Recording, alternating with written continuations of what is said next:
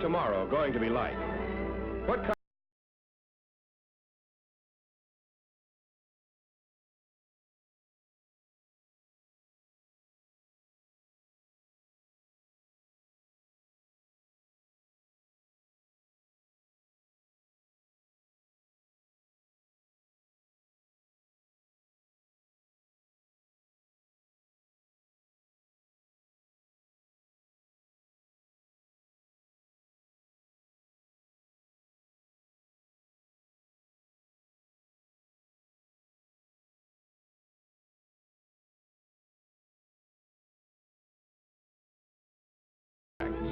Dr. Orestes Caldwell, editor of Electronic Industries and former member of the Federal Communications Commission.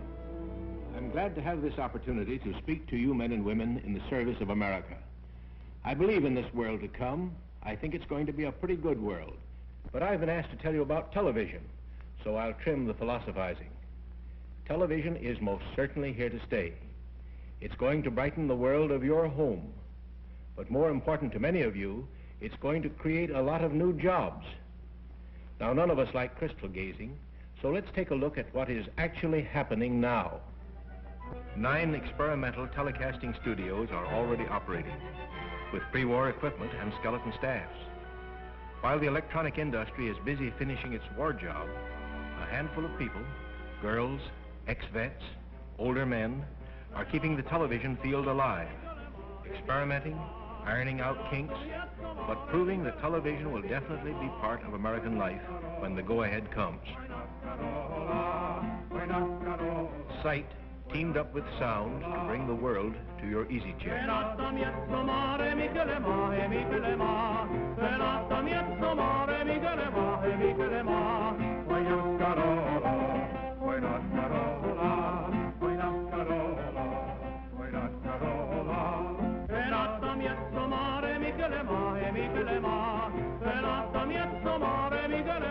Telecasting studios will be a combination of Broadway and Hollywood, and you'll get the best of both for the price of your television set and a few cents worth of electricity. And outside the studios, mobile televising units, portable stations on wheels, are now experimenting with remote pickups, getting primed to bring you on-the-spot news and history in the making. When television networks are formed, you will have a direct wire to every place a television camera can be set up. A world of sports at your fingertips. They're off. That's interpreter number 2 right in front. And the field races past the stand with interpreter on top, low man in second place moving up on the outside. Mayor LaGuardia pitches the first ball. Red Ruffing is taking his time, and it's a hit. There's a capacity crowd here at Madison Square Garden tonight to witness the semifinals of the Golden Glove. Telecasting is done on a limited schedule now, but tomorrow you will have a permanent ringside seat everywhere from Madison Square Garden to the House of Congress. You'll see transmitted by television, newsreels, and Super Hollywood productions. Plays and musicals, command performances in your own living room.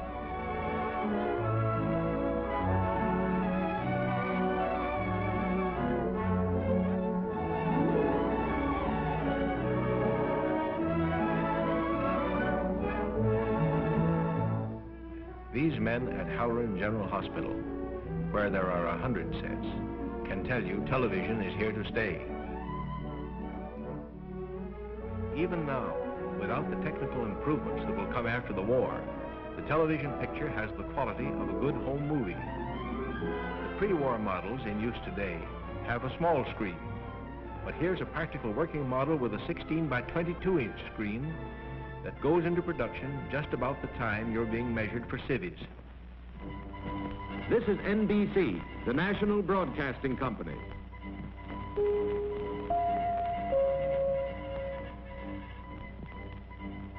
WNBT, New York. Well, that gives you a pretty general idea of what's happening. Now let's see how television works. You're going to find a new type of aerial against the skyline of America when you return. It will be up high because television waves, like light rays, don't bend and are stopped by the horizon. So the higher the aerial, the farther the waves travel. But first, what is a television wave? As you know, all objects reflect light, some more, some less, depending on their color. The white jacket of these fencers is reflecting more light than their dark trousers. The television camera lens, like an ordinary camera, picks up these differences in light and shadow. Only instead of film behind the lens, we have the iconoscope, familiarly known as Ike. The camera plate of the iconoscope is made up of millions of sensitive electric eyes. These eyes pick up electric impulses from the object being televised and form a picture which is then transmitted as separate electric impulses from the camera plate to the receiver screen. There the impulses are converted back to pinpoints of light and shadow to reform the picture on the screen.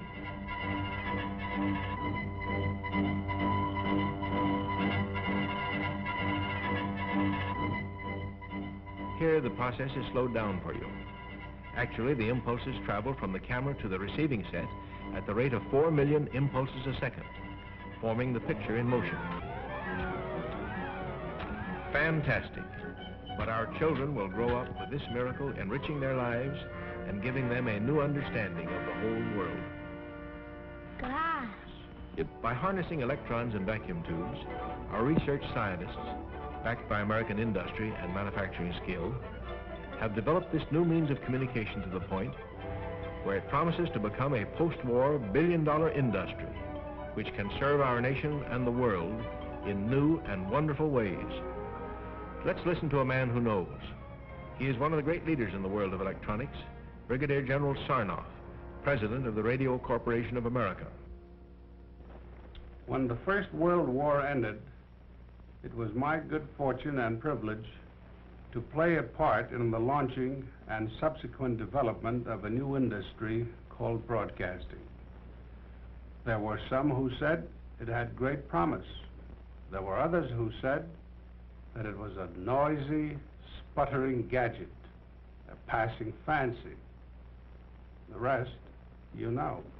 Now let us see what possibilities exist for television once the war ends. Here are the possibilities. In the manufacturing field, 60,000 men and women will be needed to make the first sets, which will retail for about $200, with 18 million Americans ready to buy them. Help wanted. Electronic experts, assemblers, wiremen, machinists, finishers, testing personnel, sheet metal workers, drill press operators, spot welders. Television is just made to order for GIs with radio and radar experience. 85,000 maintenance men are going to be needed to install and service the 30 million sets expected to be sold within the first 10 years of full-scale production. And in the distribution end of the business, 135,000 jobs are going to open up in the new shops and sales organizations that will supply the huge consumer demand.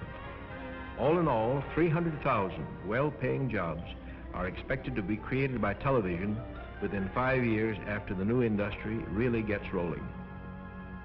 Well, that's a comprehensive view of the industrial picture. Now what about television production? Here's a man who qualifies as an expert on that subject.